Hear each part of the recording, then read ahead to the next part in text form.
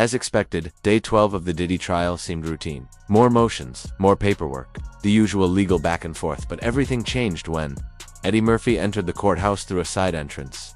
The jury leaned forward. Diddy froze. Reporters scrambled. Even members of the defense and prosecution appeared stunned. No one had Eddie's name on their witness list. He took the stand, wearing a crisp suit and composed demeanor. Eddie looked calm, but his eyes carried a storm. "I've been silent for decades," he began. "But after what I witnessed, I had to walk away from Hollywood, and I've carried that truth with me ever since." The courtroom went still. At the judge's request, Eddie calmly identified himself for the record. Then he turned his gaze toward Diddy, who looked small and nervous at the defense table. Eddie adjusted the mic. "I didn't leave Hollywood for a break," he said. "I left because I saw too much. And because once you see it, you can't pretend you didn't." He didn't raise his voice. He didn't need to. Everyone in that room was already leaning in. Flashback, minus 2006, the call that changed everything. Eddie recounted a time when his career had reignited. It was 2006. He was fielding offers daily. Big budget films, studio meetings, awards, buzz. "It felt like I was 25 again," he recalled, until a well-known producer reached out late one night. Not with a pitch, but with an invitation, a gathering, no agenda, just a chance to connect. The location, a private mansion in the Hollywood Hills. Eddie admitted he'd heard whispers about these exclusive nights, Diddy's infamous industry mixers, where phones were banned and discretion was mandatory. Still, curiosity got the better of him. He went. The arrival as soon as he pulled up. Eddie sensed something was wrong. A massive gate blocked the driveway, requiring biometric scanning to enter. A valet in black greeted him, took his phone without a word, and handed him a card that read, "Just one rule tonight. Be who you really are." Inside, the vibe wasn't electric. It was eerie. Muted music, strange silence, guests speaking in whispers. It felt more like a haunted chapel than a party. Eddie scanned the crowd. Some were old friends, others familiar faces from the business. And yet, everyone behaved. Off. No one seemed drunk. No loud jokes, just measured movements, calculated smiles, like they were being watched. He paused as he saw a man in a robe and a woman in heels disappear through a hallway. That's when it hit him. This wasn't a celebration, Eddie told the judge. This was about control. During cross-examination, Eddie was asked why he stayed a few minutes longer than expected. He replied, "I needed to understand. I had to see it with my own eyes. And, God forgive me, I did." Eddie hadn't seen Diddy in years. But that night, as he wandered the mansion, Diddy appeared like an old friend. Throwing an arm around Eddie's shoulder, he said, "Brother, it's about time you came home." Eddie forced a brief smile that quickly faded because Diddy wasn't talking about Hollywood. He meant this place. Eddie described Diddy as confident, calm, but with a chilling edge in his gaze. Diddy proudly led Eddie through the mansion, not showing off the art or the space, but something darker inside those rooms. As they walked, Diddy quietly bragged to others, "That guy just greenlit a $200 million film. And that one, he's eating out of my hand now." Then they stopped at a heavy wooden door.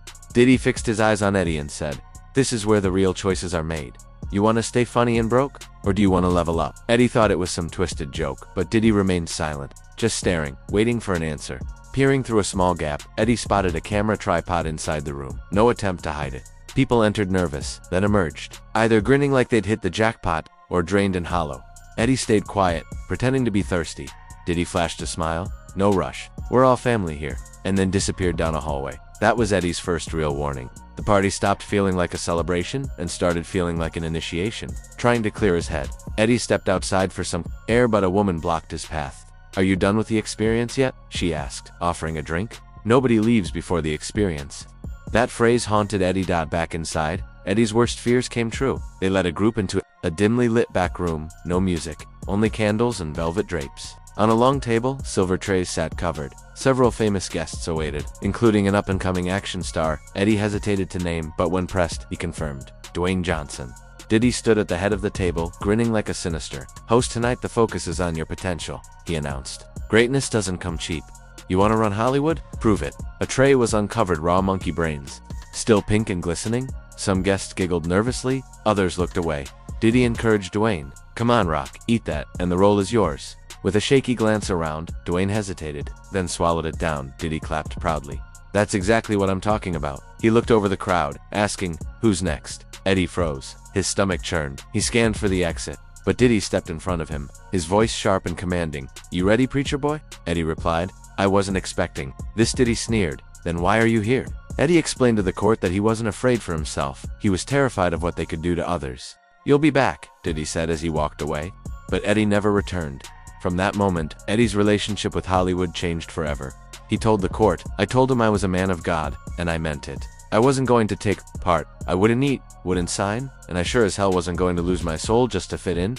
He looked toward the jury and said, "That's when Diddy made it clear. If you don't play the game plays you." Eddie refused Diddy's invitation to join the so-called experience. After rejecting Diddy's so-called experience, Eddie said he became a target, not physically, but symbolically. He recalled Diddy mocking him in front of others. "Look at this church boy. He thinks Faith's gonna book him a franchise." The room erupted in uneasy, forced laughter. When asked if he felt humiliated, Eddie shook his head. "No, I was disgusted." He realized the party wasn't about loyalty, it was about desperation. Something had shifted, Eddie told the court. "That night, I didn't just leave a party, I walked out of Hollywood's inner sanctum, the place nobody ever talks about. Behind the velvet ropes, where favors are traded for silence, and humiliation is the currency."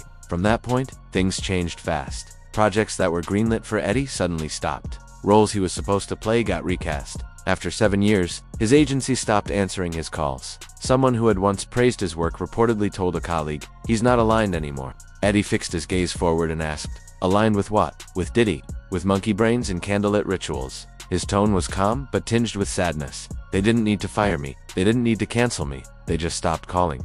That's how the real blacklist works. No gunshots, just silence. For years, Eddie kept working, writing screenplays, pitching projects, doing voiceovers, but doors stayed closed. People smiled in meetings, said all the right things, but nothing moved forward. It was like I was floating just outside the gates. His final words hit the courtroom like a hammer. "You don't have to sell your soul in Hollywood, but if you don't, they make sure everyone believes you never had one." When asked directly if he believed he was blacklisted, Eddie didn't hesitate. "Yes." Not with dramatic headlines, quietly, precisely. That's how the machine works. Whispers, not warnings. He explained the process. No official memos. No bosses declaring bans. Instead, dinners, calls, and secret meetings behind frosted glass, where someone quietly says, "He's a liability now."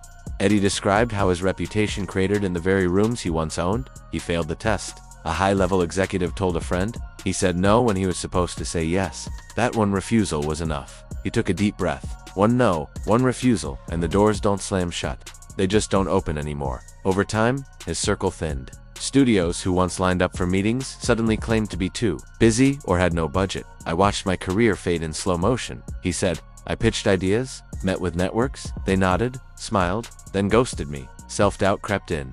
Maybe it was bad timing, maybe the market, but then you hear the whispers of things said behind closed doors. The court accepted prosecution emails as evidence. One included a studio exec's signature and the chilling note, "Not aligned." Eddie's name was on that list. At the microphone, Eddie made a chilling statement. Hollywood's blacklist doesn't wear a name tag. It wears a smile, shakes your hand, all while erasing you. He said the industry saw him as tough and ungrateful because he refused the party rituals, and worse, because he walked away. "I was tagged," Eddie said, "not for doing harm, but for refusing to be harmed." Eddie went deeper. Careers vanished when people refused those same parties, when they saw what he saw and chose not to play along. We act like it's coincidence. It's not.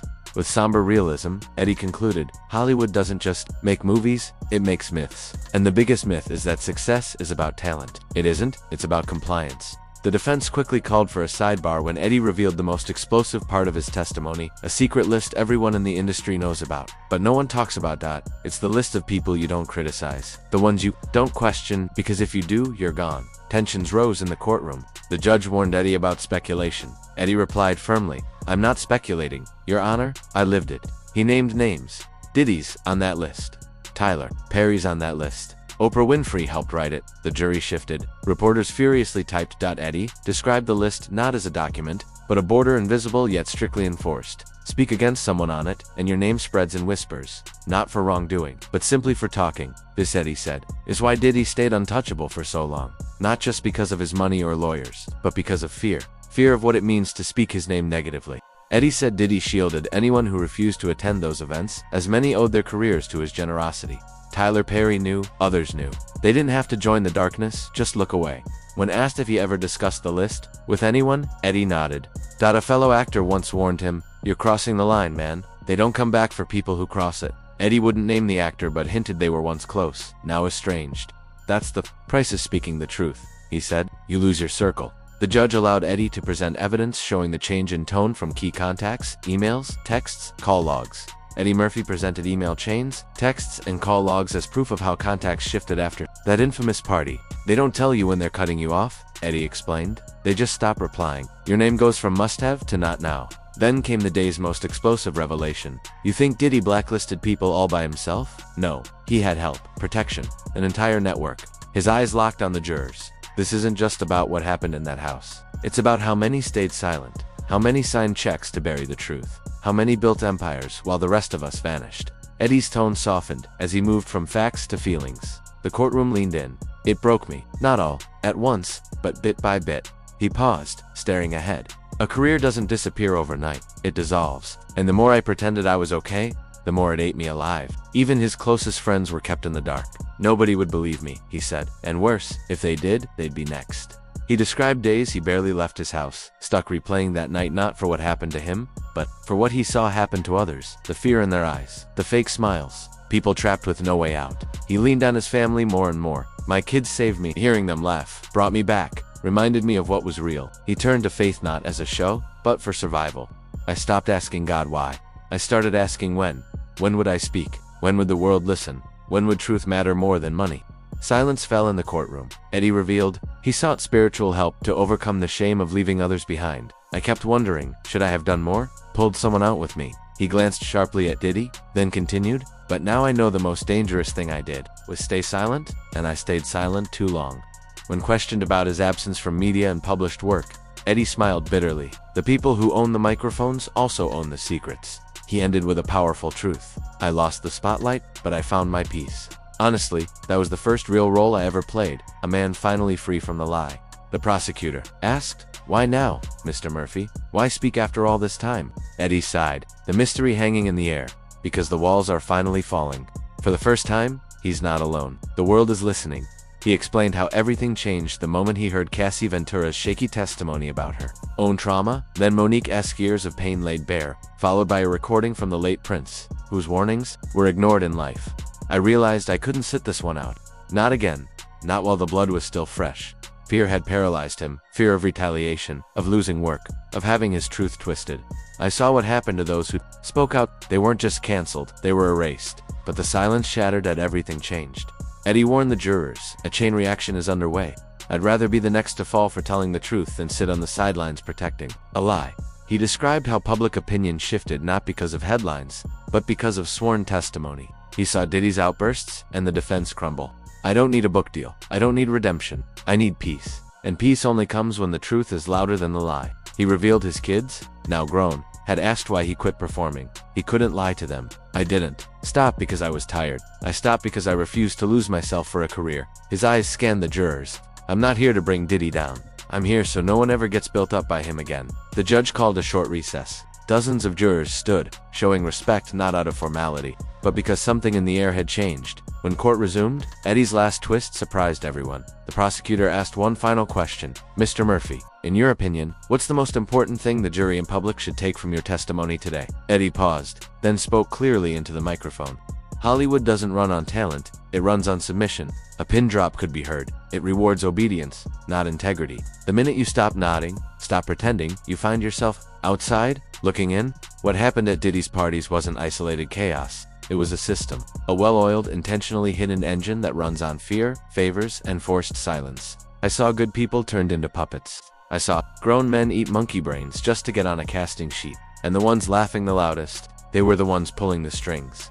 Eddie fixed his gaze on the defense table. This man didn't build an empire, he built a trap. And too many of us walked right into it, thinking we were climbing stairs. Turning back to the jurors, Eddie said, I could have spoken sooner. I should have, but I'm speaking now because what's done in the dark is coming to light, and you're the first to see it. His next words went viral even before court ended. Don't protect the pretty lie. Let the truth be ugly. Get up. The court sat in stunned silence. Diddy, clearly shaken, remained silent. Former comedy legend Eddie Murphy had just delivered his most serious, somber testimony, a moment that could change everything.